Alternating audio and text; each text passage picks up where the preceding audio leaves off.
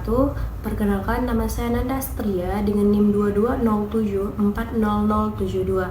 Di sini saya akan menjelaskan materi tentang kondisi pembelajaran bahasa Indonesia.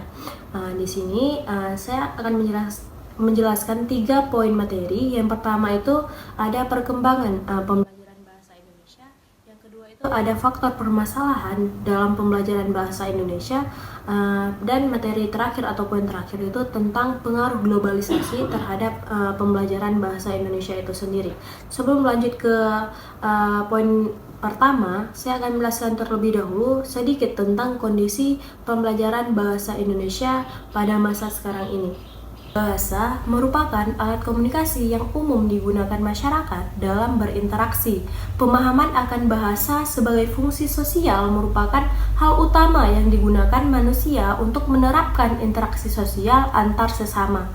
Dan bahasa Indonesia sendiri sebagai jati diri bangsa Indonesia pada zaman sekarang ini perlu dipelajari serta dijaga keeksistensiannya terutama kepada setiap warga negara Indonesia.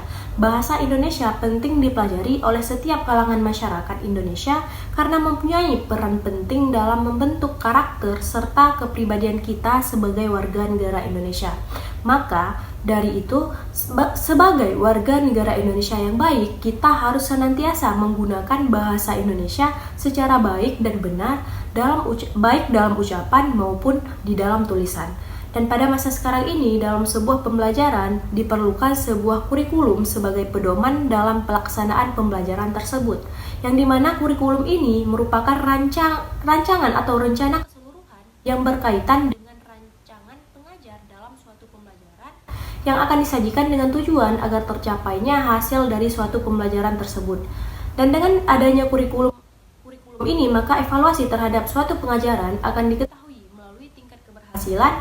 Maka dari itu, untuk melaksanakan suatu pengajaran atau pembelajaran diperlukan sebuah perencanaan yang berpedoman terhadap kurikulum yang berlaku. Dan berkaitan dengan pengajaran bahasa Indonesia sendiri, sesuai dengan kurikulum yang berlaku, pengajaran bahasa Indonesia dihadapkan dengan perencanaan atau pengajaran yang berkaitan dengan penggunaan bahasa Indonesia yang meliputi ejaan, kosakata, kalimat, hingga wacana. Dan sejalan dengan kurikulum yang berlaku tersebut, sebagai sarana keilmuan, peningkatan fungsi dalam bahasa Indonesia harus terus ditingkatkan seiring dengan perkembangan ilmu pengetahuan dan teknologi. Berkaitan dengan hal ini, pengajaran bahasa Indonesia harus mengalami peningkatan dari segi mutu maupun kualitas dalam pengajaran di lingkungan sekolah maupun perguruan tinggi. Namun seiring berjalannya waktu, justru bahasa Indonesia dihadapkan dengan banyak masalah, seperti timbul pertanyaan mengenai eksistensi penggunaan bahasa Indonesia yang baik dan benar di masa sekarang ini. Dan melihat persoalan di atas, perlu dipertegaskan bahwa pengajaran bahasa Indonesia sangat penting untuk diajarkan. Perlu upaya pembelajaran agar pemakaian bahasa Indonesia ini tidak berseberangan dengan kaidah yang berlaku, yaitu dengan mengajarkan bagaimana bahasa yang baik dan benar tidak akan terlepas, yang dimana pembelajaran bahasa Indonesia ini tidak akan terlepas dari 5 kemampuan umum, yaitu membaca, menulis, menyimak, berbicara, dan kemampuan bersastra. Untuk kelima aktivitas tersebut perlu ditekankan kepada siswa maupun mahasiswa pada setiap pembelajaran, terutama aktivitas membaca. Karena dengan membaca akan membuat mahasiswa terlatih dalam mengingat bacaan, memahami bacaan, dan meneliti kata-kata yang sesuai dengan kaidah kebahasaan, serta dapat mengetahui makna dan istilah dari apa yang mereka ucapkan dan mereka tuliskan. Selanjutnya adalah materi tentang perkembangan pembelajaran bahasa Indonesia. Pembelajaran bahasa Indonesia selama ini terlalu konvensional, bersifat hafalan, dan penuh dengan teori kebahasaan yang sulit dimengerti oleh peserta didik. Yang dimana pembelajaran bahasa Indonesia di sekolah menengah juga tidak membantu meningkatkan kemampuan bahasa peserta didiknya, terutama membaca dan menulis. Dengan pola demikian, hanya bisa membuat peserta didik bosan belajar bahasa Indonesia. Secara umum, siswa menempatkan bahasa Indonesia di atas bidang studi lainnya seperti ilmu eksakta dan banyak ilmu sosial lainnya. Hal ini disebabkan oleh metode pengajaran bahasa Indonesia yang kurang berhasil dalam mengembangkan kemampuan dan kreativitas berbahasa peserta didik. Hal ini karena pengajarannya bersifat akademis, formal, bukan karena melatih kemampuan bahasa siswa itu sendiri. Dan proses pembelajaran bahasa Indonesia di sekolah dianggap belum baik, berlangsung seadanya, kaku dan membosankan sehingga tidak bisa membangun minat dan gairah peserta didik untuk belajar bahasa secara totalitas. Dan materi selanjutnya itu ada faktor permasalahan pembelajaran bahasa Indonesia. Ada beberapa faktor permasalahan yang terjadi saat pembelajaran bahasa Indonesia. Yang pertama itu ada faktor permasalahan pembelajaran yang berasal dari diri peserta didik sendiri. Yang kedua, faktor permasalahan yang berasal dari lingkungan sekolah. Yang ketiga, ada faktor permasalahan dan pembelajaran yang berasal dari keluarga. Yang dimana poin yang pertama, faktor permasalahan pembelajaran yang berasal dari diri peserta didik, yaitu seperti peserta didik yang malas dalam belajar, asik dengan dirinya sendiri dan temannya, serta tidak memperhatikan penjelasan pendidik. Yang kedua, faktor yang berasal dari lingkungan sekolah itu meliputi kurangnya fasilitas yang mendukung peserta didik dalam pembelajaran, serta kurangnya bimbingan tambahan secara intens terhadap peserta didik sendiri. Faktor yang ketiga adalah faktor yang berasal dari lingkungan keluarga, yang meliputi kondisi finansial yang kurang untuk memenuhi kebutuhan anak dalam belajar, kurang andilnya orang tua dalam memperhatikan perkembangan akademik anaknya, dan kurangnya motivasi orang tua dalam membimbing anaknya di rumah. Permasalahan selanjutnya yaitu seperti masih rendahnya keterampilan peserta didik dalam berbicara dengan bahasa yang baik dan benar. Hal demikian disebabkan masih melekatnya bahasa ibu yang dipakai peserta didik dalam keseharian.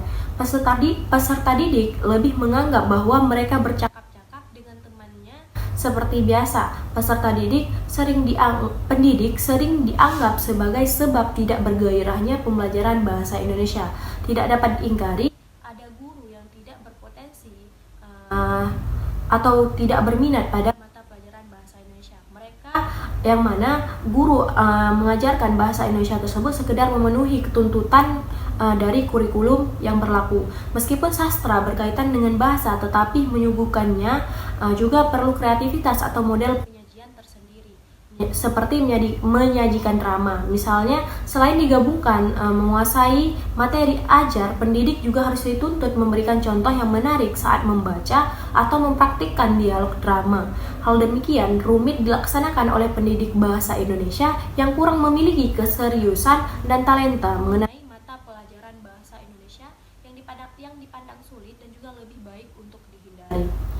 Selanjutnya, materi selanjutnya adalah dampak globalisasi terhadap pembelajaran bahasa Indonesia.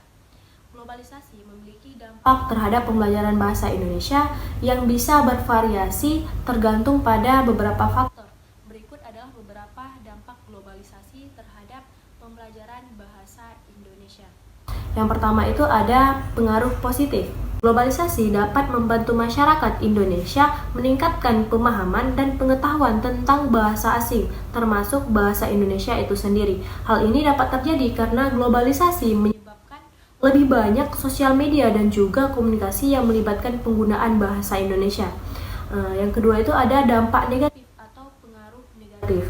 Globalisasi juga dapat menyebabkan pola hidup konsumtif, yaitu sikap individualistik, gaya hidup kebarat-baratan, dan kesenjangan sosial. Hal ini dapat mengancam eksistensi bahasa Indonesia sebagai unsur identitas nasional dan mengakibatkan penurunan rasa nasionalisme dan juga patriotisme. Selain itu, globalisasi juga dapat menyebabkan hilangnya sifat kekeluargaan dan gotong royong, kehilangan kepercayaan diri, dan juga gaya hidup yang tidak sesuai dengan adat dan budaya. Dampak globalisasi terhadap pembelajaran bahasa Indonesia selanjutnya adalah penggunaan bahasa Indonesia dalam perkembangan ilmu pengetahuan. Era globalisasi ini menyebabkan banyak generasi muda yang menggunakan bahasa Indonesia dalam perkembangan ilmu pengetahuan mereka. Hal ini menunjukkan betapa bahasa Indonesia menjadi penting dalam kehidupan sehari-hari dan bagaimana dampak globalisasi mempengaruhi cara masyarakat Indonesia menghadapi tantangan di dalam kehidupan mereka. Dampak selanjutnya yaitu atau pengaruh selanjutnya adalah pengaruh terhadap generasi muda. Globalisasi mempengaruhi cara generasi muda berinteraksi dan mengkomunikasi satu sama lain, baik itu dalam konteks sekolah, kerja, maupun dalam kehidupan sehari-hari. Hal ini menunjukkan bagaimana dampak globalisasi mempengaruhi pembelajaran bahasa Indonesia dan cara masyarakat beradaptasi dengan perubahan global tersebut. Dan secara keseluruhan, dampak globalisasi terhadap pembelajaran bahasa Indonesia ini bisa bervariasi tergantung pada bagaimana negara dan masyarakat menghadapi tantangan globalisasi tersebut. Oleh karena itu, penting bagi pemerintah maupun pihak terlibat untuk memperhatikan dampak globalisasi ini terhadap pembelajaran bahasa Indonesia dan mengembangkan strategi yang tepat untuk memantau masyarakat Indonesia dalam mengadaptasi dan juga mengalami perubahan globalisasi tersebut. Mungkin itu saja yang dapat saya sampaikan. Lebih dan kurang saya mohon maaf. Saya akhiri, wabillahi taufiq wal hidayah. Wassalamualaikum warahmatullahi wabarakatuh.